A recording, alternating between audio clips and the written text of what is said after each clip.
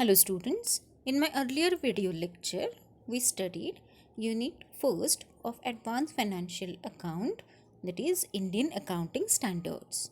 In that, we studied Accounting Standard 7, Accounting Standard 9, Accounting Standard 14, Accounting Standard 18 and Accounting Standard 19.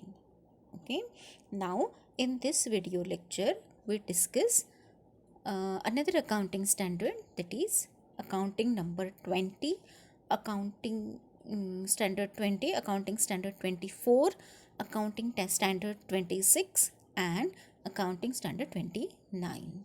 Okay, so let's discuss firstly accounting standard 20, earning per share. Earning per share is a financial ratio. Okay आपने देखा होगा management account में ratio analysis में earning per share calculate करते हैं. Okay, so earning per share is a financial ratio that provides information regarding earnings available on each equity share held in a company.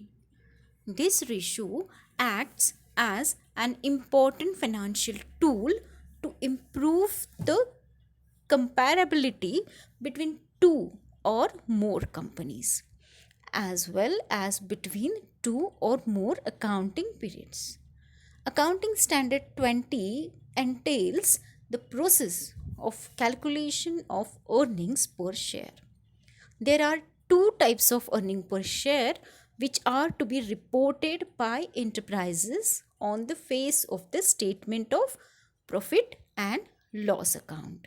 Even if accounts disclosed are negative, मतलब loss आ गया, loss पर share आ गया, तो भी ये दो type में ही अर्निंग पर शेयर कैलकुलेट करते हैं. First one is basic earning per share and second one is diluted earning per share. Okay, so इतना याद रखना है कि as per accounting standard 20 earning per share calculate किया जाता है. जब भी कंपैरेटिव करना है तब हमें ये कैलकुलेशन अर्निंग पर शेयर का निकालना पड़ता है और ये जो है वो profit and loss account statement में डिस्क्लोज करना पड़ता है. ठीक है. Then next one, accounting standard 24, discontinuing operations. अगर अकाउंट हमें किसी वजह से जो ऑपरेशंस है वो डिसकंटिन्यू करने पड़े तो ये सेक्शन, ये स्टैंडर्ड जो है वो लागू होता है कंपनीज में.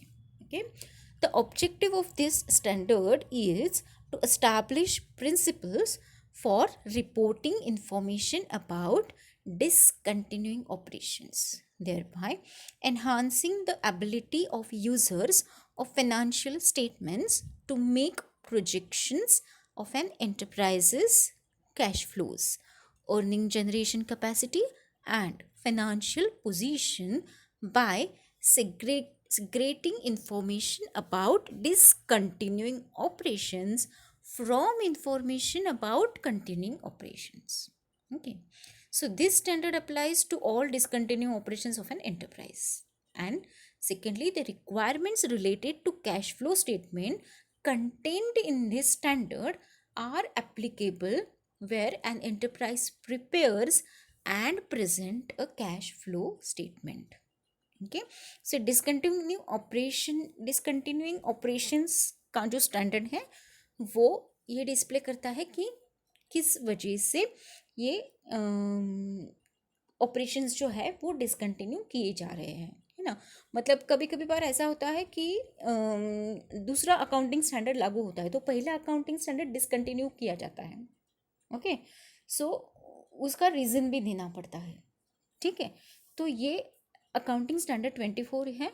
डिसकंटिन्यूइंग ऑपरेशन का ये शो करता है कि ये ऑपरेशन खत्म हो गया, ये ऑपरेशन स्टार्ट हो गया है कंपनी में.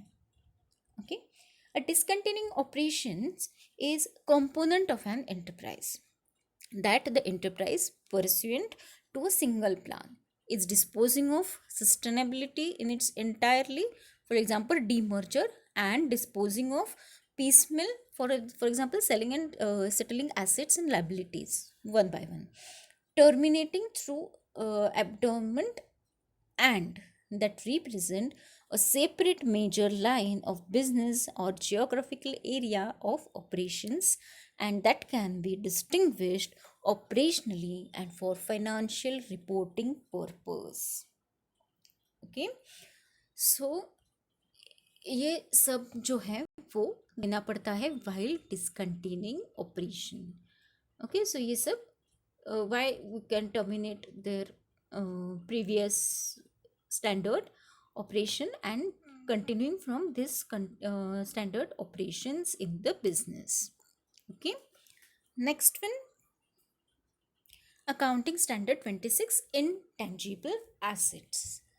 Intangible assets is a non-physical or non-monetary assets which is held for use in the production or supply of goods and services or for rental to others, etc. Okay, accounting standard 26 should be applied by all enterprises in accounting of intangible assets except, okay सभी है लेकिन इसमें क्या exceptions है. First, intangible assets that are within the scope of another standard financial assets. Second one, rights and expenditure on the exploration for or development of minerals, oil, natural gas and similar non regenerative resources. इसमें कुछ भी generate नहीं होता ऐसे में. Third one, intangible assets arising in insurance enterprise from contracts with policyholders. And fourth one, expenditure in respect of termination benefit. Okay, ये सब जो है वो एक्सेप्शंस है. बाकी सब अकाउंटिंग स्टैंडर्ड 26 जो है वो एप्लीकेबल है सभी एंटरप्राइजेस को. Okay, got it. Next one and last one, accounting standard 29. Okay, accounting standard 29, provisions, contingent liabilities and contingent assets. Okay, so पहले देखेंगे हम provision. A provision is a liability which can be measured only by using a substantial degree of estimation. Estimation करने के उसमें ये use होता है, provision use करते हैं liability साइड में. उसके ट्रीटमेंट जो है वो है प्रोविजन शुड बी रिकॉग्नाइज्ड. कब रिकॉग्नाइज्ड होती है? When an enterprise has a present obligation as a result of past event, है ना. पास्ट का कुछ इवेंट हो गया है तो इसके वजह से प्रोविजन करनी पड़ती है. Then it is probable that an outflow of resources embodying economic benefits will be required to settle the obligation. जो कुछ भी हो गया है, कुछ तो मिसअंडरस्टैंडिंग हुई है, कुछ तो आउटफ्लो में गड़बड़ हुई है, तो वो जो अकाउंटिंग में कुछ तो गड़बड़ हुई है क्योंकि, तो इसकी वजह से वो सेटल डाउन करने के लिए एडजस्टमेंट करनी पड़ती है, उसको बोलते हैं प्रोविजन. और a reliable estimate can be made of the amount of the obligation. Okay, so present obligation means an obligation is a present obligation if based on the evidence available, its existence at the balance sheet date is considered probable, that is more likely than not. And past event is a past event that leads to a present obligation is called an obligating event. Okay, मतलब जो कुछ भी provision करनी है उसका proof, उसका evidence रखना ज़रूरी है, एग्जिस्ट होना है. ओके, सो ये है प्रोविजन के बारे में. देन हम शिफ्ट होंगे कॉन्टीजेंट लायबिलिटी.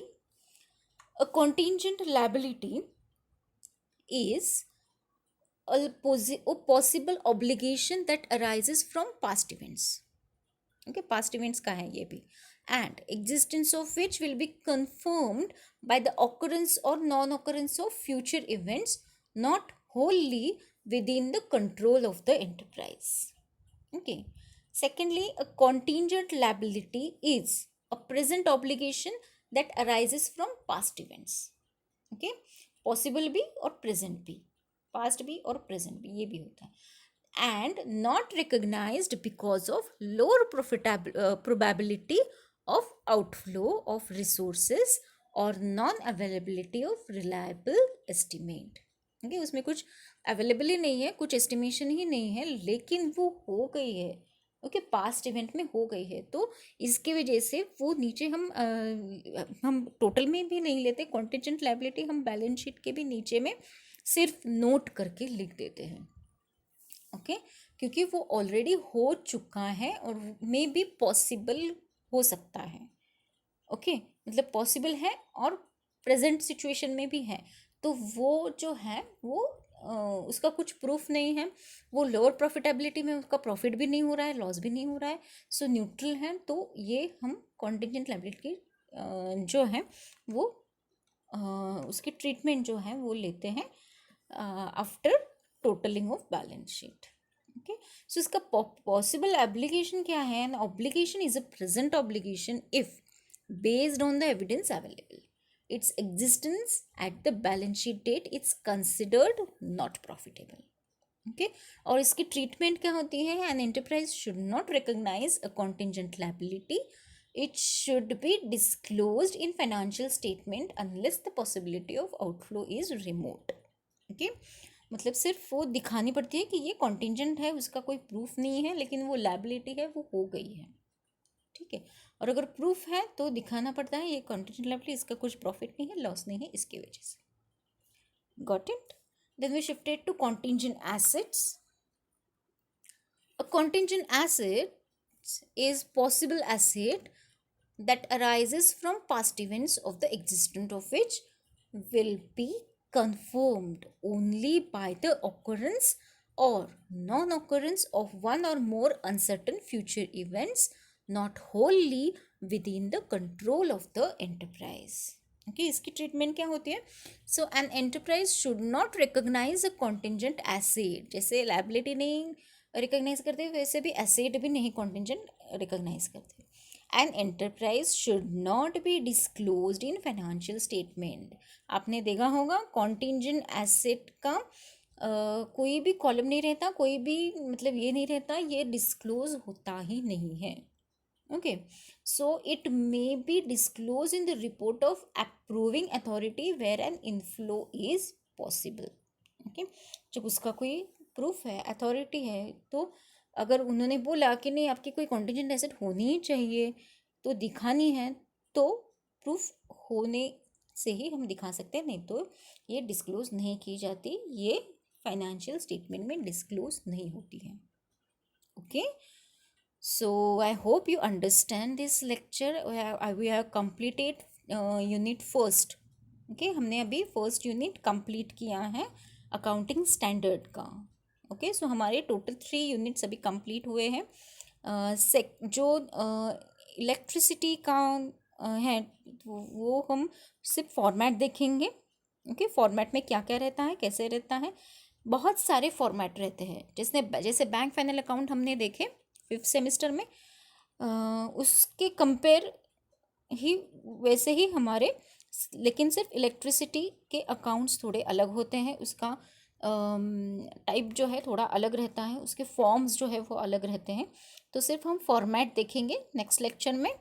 ओके, और उसके ऊपर आपको तो अभी पता है, लेकिन सिर्फ आपको आइडिया आनी चाहिए कि इलेक्ट्रिसिटी अकाउंट क्या है। इसके वजह से मैं ये फॉर्मेट ले रही हूँ, उसके ऊपर प्रॉब्लम नहीं ले रही हूँ क्योंकि हमारे पास अभी टाइम नहीं है। ओके, सो ये सब चैप्टर हमारे ख़त्म होने के बाद मैं आपको MCQ भी दूँगी। Okay, so I hope you understand this lecture. If you have any query, then message me in my comment box. See you soon in my next video lecture. Till then, take care. Thank you.